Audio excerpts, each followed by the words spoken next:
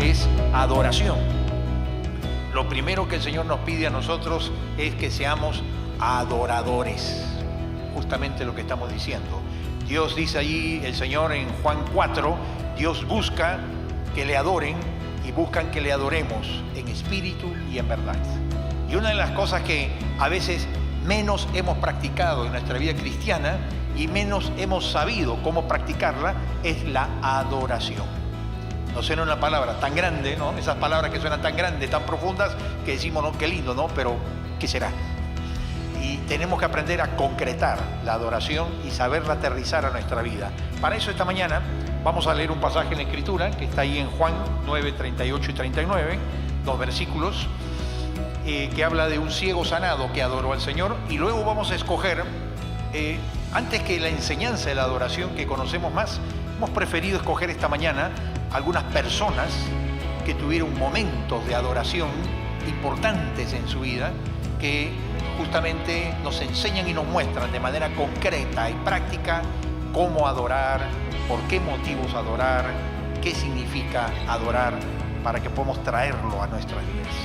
Dice ahí Juan 9, y le dijo, creo Señor, y le adoró. Dijo Jesús, para juicio he venido yo a este mundo, para que los que no ven, vean, y los que ven, sean cegados. Eso, los que ven sean cegados, significa que el que cree que ya ve la vida y ya ve cómo es su realidad sin el Señor, ese es el que cree que ve, que en realidad está ciego. Porque no deja que el Señor le ilumine y no reconocemos que somos ciegos espirituales. ¿Qué es lo que el Señor quiere que hagamos? Que reconozcamos que somos ciegos espirituales para ver nuestra verdadera condición interna de nuestro corazón delante de Dios, ciegos espirituales para planear nuestra vida sin el Señor, ciegos espirituales para ver la realidad del mundo que nos rodea sin el Señor, y que necesitamos que Él ponga ese colirio en los ojos, ese acto de sanidad de la vista espiritual a través de la palabra, para ver lo que Él quiere que veamos de nuestro matrimonio, nuestra familia, nuestra vida, nuestros hijos, etc. Esto ocurre cuando adoramos al Señor. El Señor nos dé esa luz para poder entender cómo hacerlo, ¿no? Una de las cosas que descubrimos en la Biblia es que tenemos que aprender a adorar a Dios en situaciones difíciles. Los momentos más importantes, interesante en la Biblia, estuve recorriendo algunos momentos de adoración en la Biblia, siempre es bueno mirarla más amplio y después escoger más específico cuando uno va a dar algún tema, y uno descubre que es notable que los momentos más grandes de adoración de hombres de Dios en la Biblia son momentos tremendamente álgidos y difíciles para esas personas. Por ejemplo, ¿se acuerdan ustedes de Abraham cuando va a ofrecer a Isaac como sacrificio a Dios? Porque Dios le dijo que ofrezca a su hijo, y él, con el corazón revuelto y el hígado revuelto, va al monte y está a punto de entregarlo, y entonces el ángel baja y le dijo, detente Abraham, porque ya me ha demostrado que aún a tu propio único hijo estás dispuesto a entregarlo por mí. No es necesario que lo sacrifiques. La entrega de la adoración. Cuando Moisés, en el Éxodo 33, adora al Señor por la misericordia de Dios, por perdonar sus pecados. Cuando Ana, ¿se acuerdan la mujer? Ana, la madre del profeta, ¿no es cierto? De Sansón, ¿cierto? Y cuando está ahí orando, y en el momento de estar orando, en el momento de crisis, porque le estaban criticando y burlándose de ella, las consiervas suyas porque no tenía hijos, y en el momento de dolor y de crisis, adoró al Señor, dice la palabra. Y usa esa palabra, adoró al Señor. Así que la adoración siempre debe surgir en los momentos más difíciles. Algunos creen que la adoración es para quien todo le va bien, pues está tranquilo, no tiene nada que hacer y quiere entrar en un arrebato místico. No. La adoración es el llamado de Dios a que le adoremos a Él en los momentos más críticos, difíciles, duros de nuestras vidas. Es allí cuando más necesitas aprender a adorarle de corazón, como lo vamos a ver. Primer caso en la Biblia, Job, el famoso y proverbial Job. Job aprendió a adorar cuando hay dolor y sentido de pérdida. ¿Se acuerdan ustedes de Job? El libro de Job, tremendo libro, hay que leerlo, el libro de Job, 48 capítulos, lleno de sabiduría. Y es interesante que dice allí que al llegar a este punto, ¿a qué punto se refiere? Había perdido todo, había muerto sus hijas y sus hijos en un día, y había tenido una pérdida económica completa, bancarrota material total, dolor. La esposa lo deja, le dice, maldice a Dios y muérete, le dice, y se va. Y se queda solo, con dolor y tristeza. ¿Y qué dice que hizo Job? Job se levantó, se rasgó las vestiduras, señal de dolor, se rasuró la cabeza, otra señal de dolor al estilo oriental, y luego se dejó caer al suelo en actitud de adoración. Y lo que vemos es a Job enfrentando el dilema del dolor. ¿Qué es lo que haces tú cuando enfrentas el dolor? Cuando te sientes adolorido, cuando te sientes triste, cuando te sientes golpeado por la vida, cuando te sientes solo, cuando te sientes derrotado, cuando te sientes mal, ¿qué es lo que tú haces? La gran mayoría de nosotros va a recluirse en sí mismo, a poder lamer sus propias heridas del alma y a poderse autocompadecer o a veces quejarnos de los demás. Otros más bien tienen la huida hacia afuera, a la discoteca, al trago, al bullicio, a la bulla, o más trabajo para ocultar el grito del dolor silencioso del corazón. Lo que hizo Job dijo, desnudo salí del vientre de mi madre y desnudo volveré allá. Jehová dio y Jehová quitó, sea el nombre de Jehová bendito. Sea el nombre de Jehová bendito. Y es interesante porque cuando dice en el anterior pasaje que leímos que él adoró, significa que él literalmente se arrodilló en ese momento. Cuando terminaron de llegar todas las noticias, se arrodilló y adoró al Señor, postrado en señal de humildad. Y dijo estas palabras.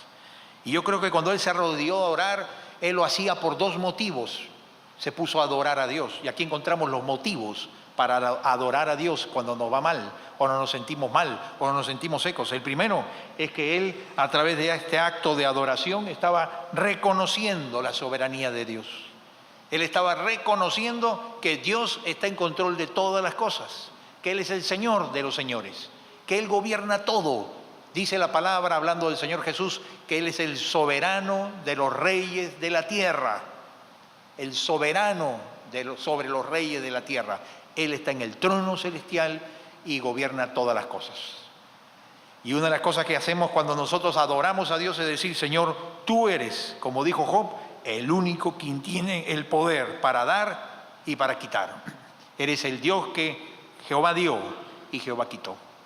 Y nosotros hemos aprendido un cristianismo cómodo, un cristianismo egocéntrico, en el que solamente vamos a dar gracias a Dios cuando Dios da, cuando Jehová dio. Ahí sí somos buenos, ¿no? Jehová dio y contamos a todos, Señor bendijo, respondió, mi hijo, la enfermedad, el auto, el trabajo, mi familia, el matrimonio, Jehová dio. Todos somos Jehová dio. Pero uno adora más profundamente al Señor y uno realmente se humilla delante de Dios reconociendo que Él es el soberano, justo y santo del universo sobre nuestras vidas cuando decimos, bendito el nombre del Señor, porque también Jehová puede quitar. Y aún Jehová quitó. Y como Job decimos, sea el nombre del Señor bendito. ¿Has entrado en esa dimensión de decir, Señor, te doy gracias, aun cuando siento que pierdo esta oportunidad, que pierdo este momento de salud, aun cuando siento pérdidas como Job? Job perdió todo. Material, afectivo, familiar, personal, sentimental y económico, todo. Muchas veces es verdad, no vamos a entender, pero lo que se nos pide es que hagamos un acto de adoración por el Jehová quitó, de fe. ¿De fe en qué? En reconocer que el Señor es el que está a cargo de nosotros y cuida de nosotros.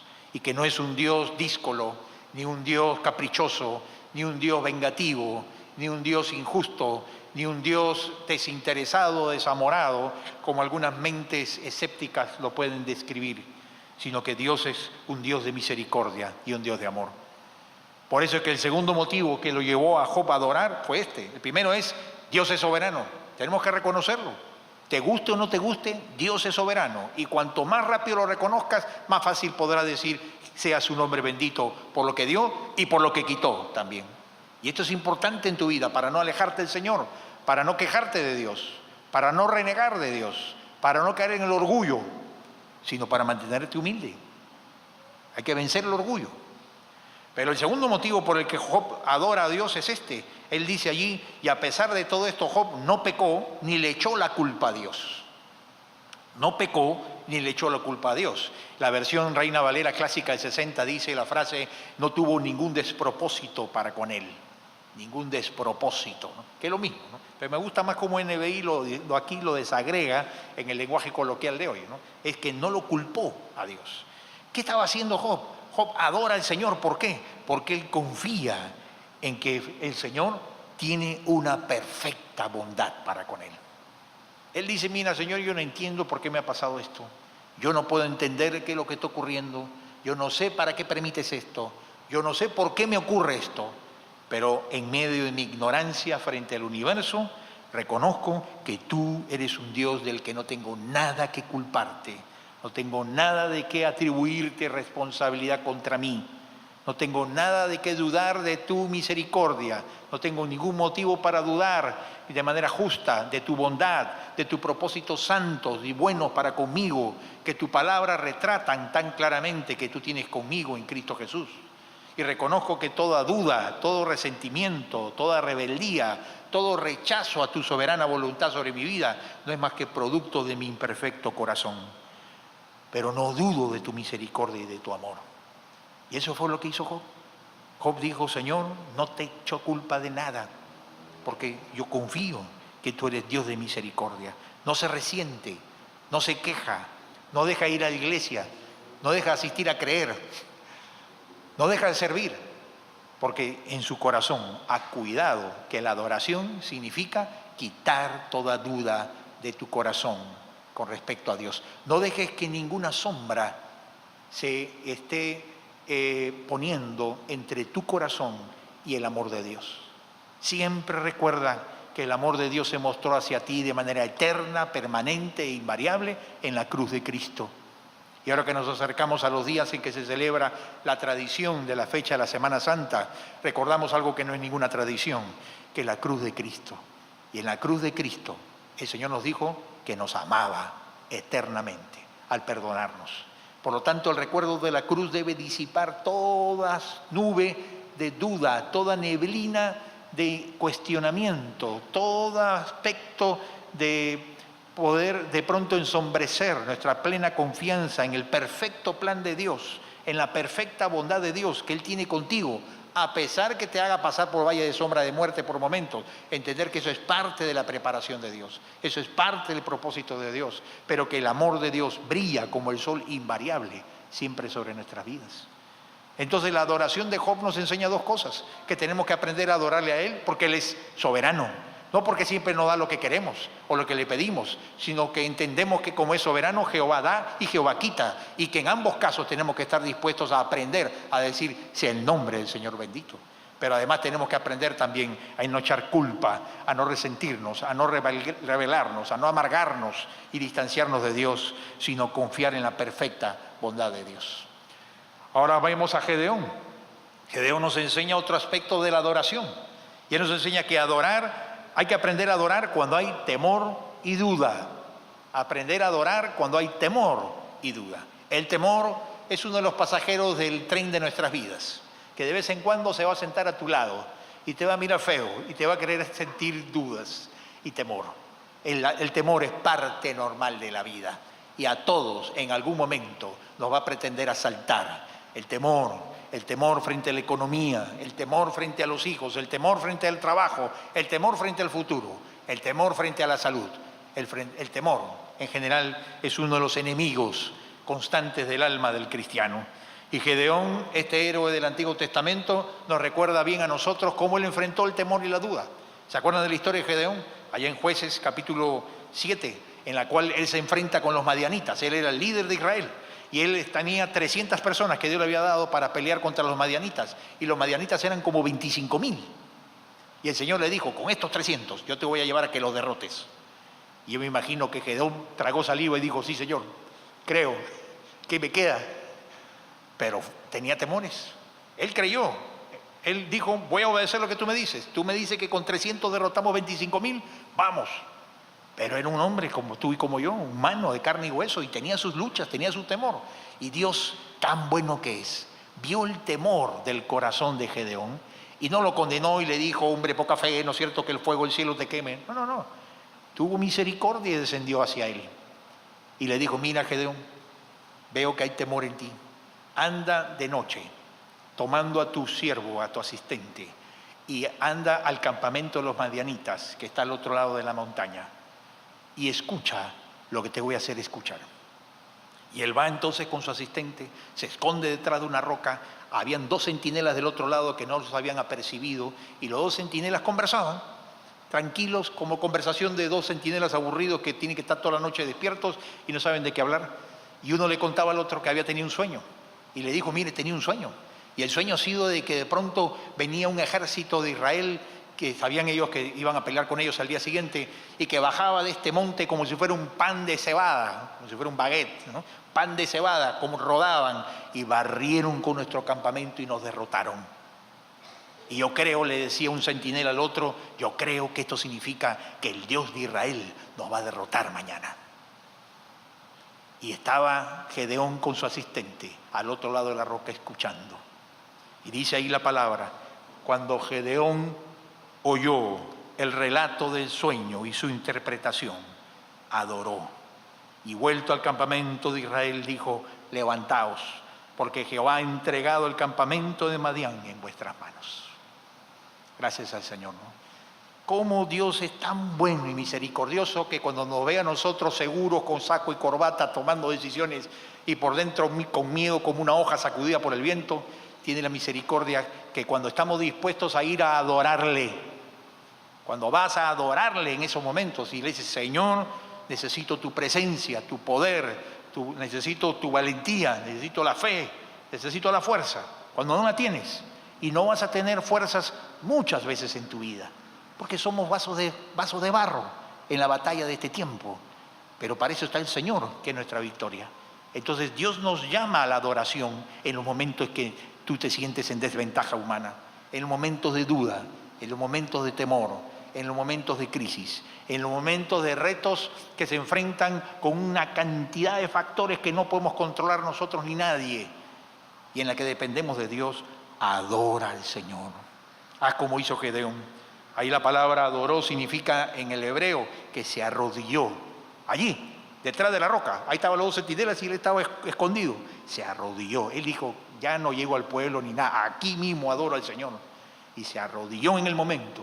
Y dijo, Señor, te doy gracias. Porque me has confirmado a través de esta conversación de los 2 centinelas que tú le has puesto temor en el pueblo de los madianitas y que tú estás adelantándoles la victoria que tú nos darás mañana, y 300 derrotarán a 25.000. Y le dio fe en el corazón. ¿Cuántas veces nos falta fe en el corazón para cumplir la obediencia a Dios? ¿Cuántas veces por falta de temor dejamos de obedecer a Dios? ¿Cuántas veces por que no haberle entregado el motivo de tu temor y tu duda, estas te pueden alejar de Dios? A veces hay gente que tiene temor de comprometerse con Cristo. Hay gente que tiene temor de bautizarse. Hay gente que tiene temor de acercarse a Dios. Hay gente que tiene temor de servir. Otros tenemos temor de diferentes motivos. Pero el temor que tengas, acércalo al Señor y deja que el Señor te guíe. Él adoró en el momento de crisis. Mira tú que el momento de adoración de Gedeón, al igual que el de Job, no fue el momento de que estaba rato libre, no tenía que hacer y tenía exaltación y emoción religiosa. No, en el momento de necesidad se adora. La adoración no es para el templo, la adoración es para la crisis. La adoración es para el momento difícil. Ahí tienes que cerrar la oficina, arrodillarte un rato, cerrar la habitación, arrodillarte un rato y decirle, Señor, necesito que te manifiestes. Te adoro a ti. Así que la experiencia de Gedeón nos enseña 2 cosas. Gedeón adora al Señor por quitarle las dudas y el temor. Qué tremendo es cuando uno ha orado y de pronto sales allí con paz, con seguridad. ¿Te ha pasado esa experiencia? Que después de orar sales con seguridad y con paz, porque Dios te ha contestado diciéndote, estoy contigo. Ese es el fruto de la adoración. Es la paz y la seguridad y la gracia de Dios que viene. Y después de adorar en medio del temor, Gedeón estaba listo para influenciar a otros, para que enfrenten la batalla del temor. Cuando tú adoras al Señor, cambia tu visión de las cosas. Y entonces ya no solamente Dios te da la respuesta del temor a tu corazón, sino te das cuenta que tú tienes la respuesta de Dios para cualquiera que como tú también tiene el día del temor. Y entonces sales a animar a otros, sales a liderar, a desafiar, a mover a otras personas hacia la adoración a Dios. Dios quiere que le aprendamos a adorar en el momento de crisis, en el momento del temor, en el momento de la duda. Dile al Señor tus temores. Cuéntale al Señor A veces cuando estamos orando nos estamos riendo porque estamos pensando en lo ridículo que es nuestro temor, pero en lo real que es nuestro temor. Entonces no tengas temor de decirle al Señor tu temor tal cual es. Y vas a ver que ante su presencia Dios nos da el tónico de su espíritu, su presencia, su poder, su confianza, y se disipan los temores y nos da una visión de la realidad distinta. Otro momento de adoración que hay en el Nuevo Testamento es cuando el ciego fue sanado, el pasaje que leímos al comienzo. El ciego sanado está en Juan 9. Juan 9, Jesús encuentra a un ciego de nacimiento, y este ciego sanado nos recuerda que hay que adorar cuando la incredulidad prevalece. Cuando parece ser que nadie alrededor cree, que creer es una tontería, que creer es algo fuera de moda, que creer no tiene nada que ver con la realidad, que creer es una pérdida de tiempo, ese es el momento en que hay que adorar. Porque te reafirmas en tu fe en el Señor. Es cuando nadie quiere hacerlo, tú en secreto adoras al Señor. Y este ciego aprendió esta lección cuando estaba aquí, en el estanque de Siloé. Este estanque de Siloé queda en la antigua muralla de Jerusalén, al borde sur, alejado del centro, donde está el estanque Betesda, más bien. Y en este estanque de Siloé es donde el ciego fue sanado. En el estanque Betesda fue donde el paralítico fue sanado. Y en este estanque de Siloé, que hasta hoy quedan estas ruinas, es interesante ver que el ciego de nacimiento se encuentra con Jesús. Jesús lo ve, tiene misericordia de él. Es una de las cosas que siempre me impacta a mí, cómo el Señor tiene misericordia del hombre en medio de su circunstancia. Y nos ve y se acerca, como se acercó a ti y a mí, ¿no? Él se acerca. Y se acercó donde el ciego. Y él con saliva hizo de la tierra lodo y lo puso sobre sus ojos ciegos. Y le dijo al ciego, anda, ve y lávate en el estanque de Siloé, en donde estaban en su alrededor. Y el ciego, obedeciendo y creyendo, va, se lava los ojos con el agua del estanque y al secarse, la vista la recobra. Ciego de nacimiento, nunca había visto los colores, ni a nadie, ni las personas, ni las formas. Y es interesante que el milagro es tan grande que el ciego entonces comienza a hablar de esta persona que le había sanado. Pero los religiosos, los fariseos de su tiempo, en lugar de alegrarse de que el ciego había sanado, comenzaron a criticar por qué Jesús lo había sanado, siendo un día sábado, día religioso santo, en que no debían caminar más de 8 pasos, y él había hecho toda una actividad para sanarlo, y el otro de contento caminaba más de los 8 pasos, y estaban más preocupados por el formalismo de la religión, por las tradiciones religiosas, por la cáscara de la religiosidad, que por el corazón del milagro del amor que Dios había hecho sobrenatural en este ciego nacimiento. Y entonces el Señor llama a estos hombres religiosos ciegos espirituales. Y es interesante el contraste, ¿no? Porque los religiosos eran los ciegos espirituales y el que era ciego de verdad había sido sanado y veía. Y yo creo que esto nos muestra a nosotros cómo es que la incredulidad también se puede vestir de tradiciones religiosas. Y muchas veces la ceguera espiritual de nuestras tradiciones religiosas impiden que veamos quién es Jesús y el poder del Señor y el amor que el Señor nos tiene. Y estamos rechazando a Jesús por nuestras tradiciones religiosas. De la misma manera absurda como estos fariseos tradicionalistas religiosos rechazaban y cuestionaban el milagro del amor que el Señor había hecho, poniendo las tradiciones que por encima del amor y el poder de Dios. Así que las tradiciones religiosas te pueden volver ciego a las cosas espirituales y quedarte con tus tradiciones y perderte al Cristo de la gloria, del poder y del amor. Así que ten cuidado que las tradiciones religiosas no nos estén encegueciendo de la visión espiritual que Él te quiere mostrar de quién es Cristo. Porque nos aferramos a las tradiciones como ellos en lugar de mirar lo que Dios está haciendo y lo que Dios quiere hacer en nuestras vidas. Ahora, lo interesante es que cuando pasa el tiempo, Él comienza a caminar y a hablar de este tema, los fariseos se acercan a Él, y lo interesante es que ocurre este diálogo, se encuentra con Jesús de nuevo. Y entonces oyó Jesús que le habían expulsado, lo expulsaron de la sinagoga al ciego. ¿Por qué? Porque no podía explicar quién lo había sanado y porque había sido sanado en día sábado. Así que de castigo lo botaron. Eso me recuerda como cuando el Señor sanó al paralítico también, ¿te acuerdas? En otro pasaje de la Biblia dice que el Señor sanó al paralítico y el paralítico sanado cargó su camilla y comenzó a caminar cargando la camilla en la que él era llevado cuando era todavía paralítico. Y entonces los fariseos al verlo lo condenaron porque en día sábado no podía cargar la camilla. Y entonces en lugar de decir gloria a Dios porque fue sanado y el paralítico está caminando cargando su camilla, dijeron sanción. Este está caminando cargando una camilla día sábado y no se puede hacer ese trabajo. Eso es lo que produce las tradiciones religiosas muchas veces. Nos hacen nosotros tragar el camello y colarle mosquito. Nos hacen perder de vista quién es el Señor porque nos dedicamos a las minucias humanas religiosas y no a lo que Cristo quiere hacer en tu vida. Así que ten cuidado cuando las tradiciones religiosas te mantienen ciego espiritual. Y entonces él fue expulsado y entonces lo halló Jesús y Jesús, fíjate la pregunta que le hace: ¿crees tú en el Hijo de Dios? ¿Crees tú en el Hijo de Dios? Qué pregunta, ¿no? Que el Señor te podría preguntar a ti y a mí esta mañana. ¿Crees tú en el Hijo de Dios? Respondió él: ¿quién es Señor para que crea en Él?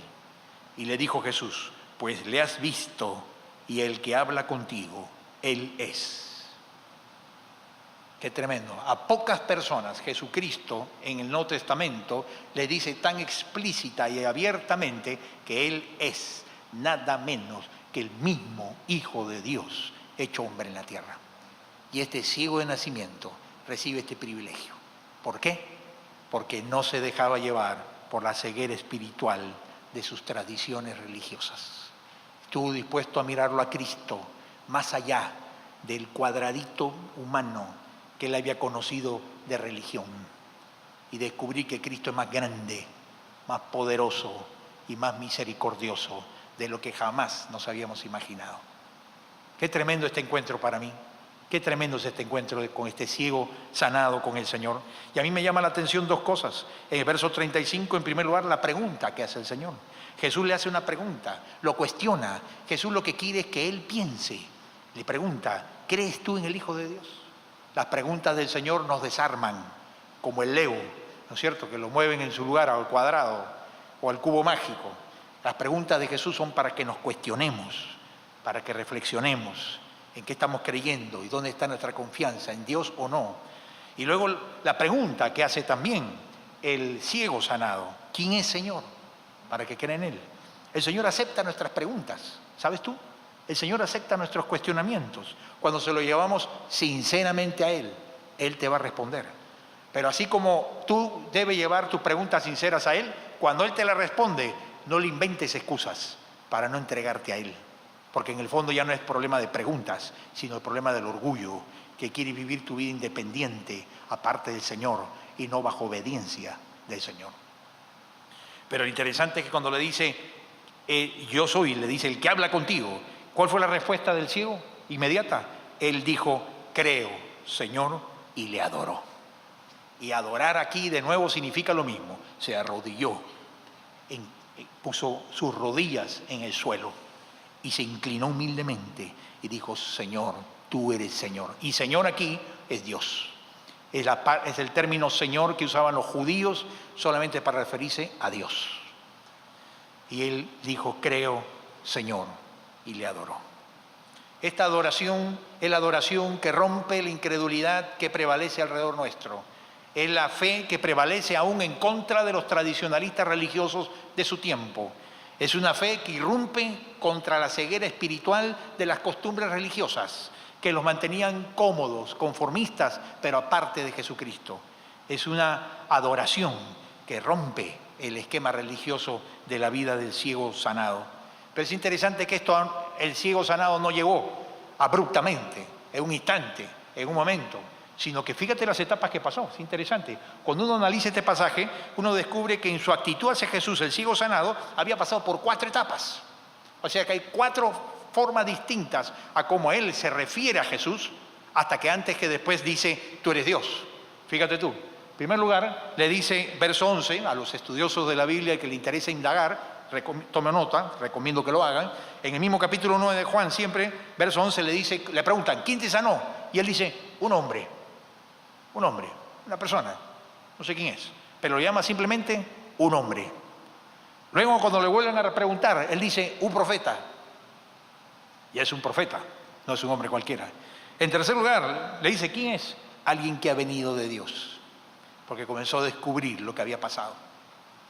Y finalmente dice, el Hijo de Dios, y lo reconoce. Quiere decir que nosotros encontramos que el encuentro con Jesús atraviesa un proceso espiritual, por más que a algunos no les gusta esa idea de proceso espiritual, porque les gusta todo lo instantáneo, café instantáneo, ¿no es cierto? Hay un proceso espiritual en el que tú vas descubriendo, y de pronto llegas a la iglesia y primero dices, qué interesante, después dices, la parte humana, qué bueno, pero todavía no ves lo divino del Señor. Y hasta que el momento el Señor nos quita las escamas de los ojos y podemos ver, yo creo en Jesús, el Hijo de Dios. Y empieza una etapa nueva en nuestra vida cristiana. ¿Es así? Me ha pasado a mí, nos ha pasado a todos, creo, ¿no? Vamos pasando de una creencia más tradicionalista a una creencia más personal en Jesucristo. Y descubrimos que Jesucristo está por encima de todas las tradiciones religiosas. Y que cuando lleguemos al cielo, el Señor no te va a preguntar de qué tradición religiosa cristiana eres tú. No, porque las tradiciones religiosas son cuestiones humanas.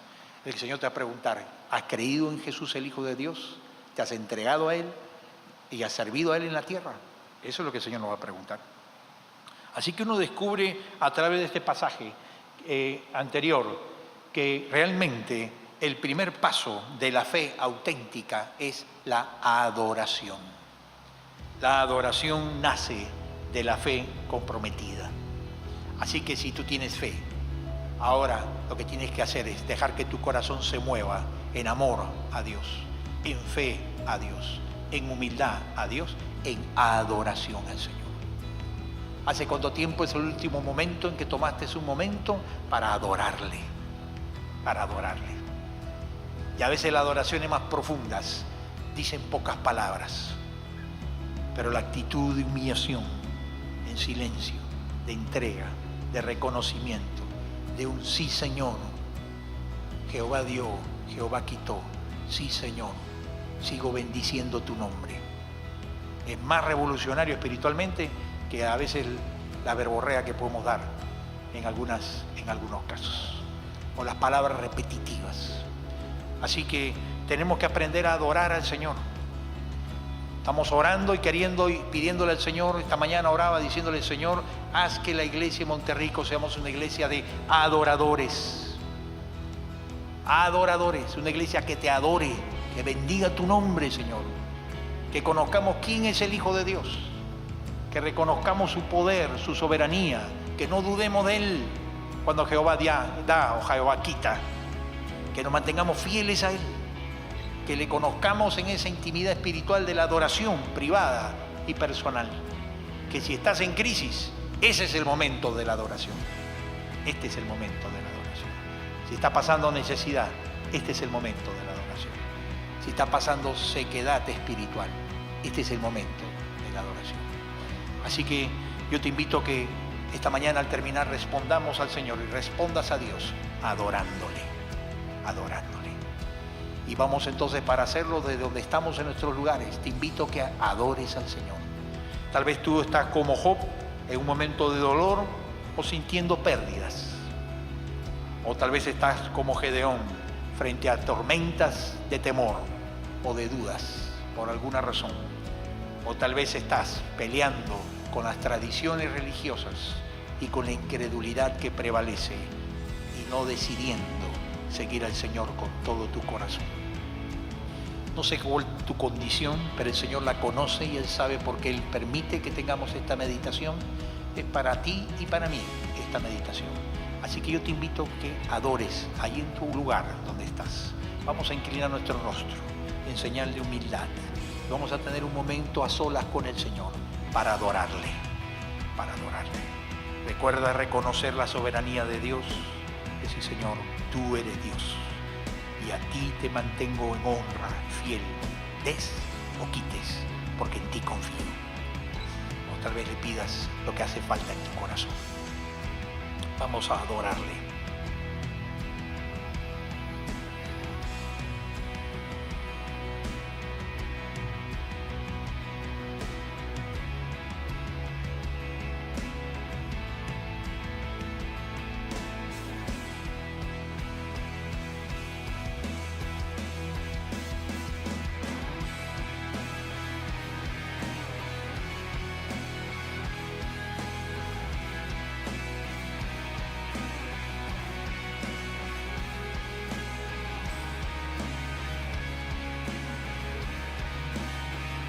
Señor, te damos gracias porque tu palabra, tú nos llamas a ser adoradores tuyos. Señor, esta mañana con humildad como Job queremos decirte, perdónanos cuando hemos pecado contra ti y echado la culpa o habernos distanciado de ti en lugar de reconocerte que tú eres el Señor de nuestras vidas y tú eres quien tiene la capacidad de dar o quitar, y todo haciéndolo conforme y según tus planes de amor perfectos y sabios que no entendemos muchas veces. Pero te adoramos, Señor, por tus decisiones sobre nuestra vida. Te adoramos. Y Señor, también como Gedeón te queremos pedir que quites todo temor y toda duda. Y te damos gracias porque nos confirmas como fue confirmado Gedeón con tu palabra. ¿Cuántas veces con tu espíritu nos afirmas, nos das confianza en ti? Nos afirmas el paso en un terreno difícil para que continuemos adelante. Ayúdanos a liderar a otros, como lo hizo Gedeón, para llevarlos a la adoración en su momento de crisis. Y Señor, gracias por la historia del ciego sanado, que nos recuerda, Señor, que podemos salir de la ceguera espiritual, de las tradiciones religiosas, que muchas veces pueden estar impidiendo que como el ciego sanado miremos quién es Jesús en su completa dimensión. Y adoremos a quien es el Hijo de Dios. Bendito tu nombre, Jesucristo, Hijo de Dios, Hijo del Dios viviente. A ti te adoramos en esta mañana. A ti bendecimos tu nombre, Señor Jesucristo. Señor Jesús de Nazaret, Hijo de Dios, bendito tu nombre. Te adoramos. Te reconocemos como el Señor soberano de nuestras vidas. Nos inclinamos en humildad ante tu presencia. Nos postramos para obedecerte, para servirte, en donde tú nos pongas, en el área que tú quieras que te sirvamos, Señor. Señor, glorifica tu nombre y manifiesta en nuestras vidas. Danos la fe para adorarte en momentos difíciles. Gracias, Padre. Danos tu palabra. Ayúdanos en este curso de creer, de conocerte más y entenderte más y andar más cerca a ti. Bendito tu nombre por el privilegio de que te podemos como pueblo tuyo adorarte. Gracias, Padre, en el nombre de Jesús. Amén. Amén. La gloria sea el Señor. Y ahora en la alabanza, adoremos a nuestro Dios. En los cantos, adoremos a nuestro Dios. En las ofrendas, adoremos a nuestro Dios. Que Dios nos bendiga.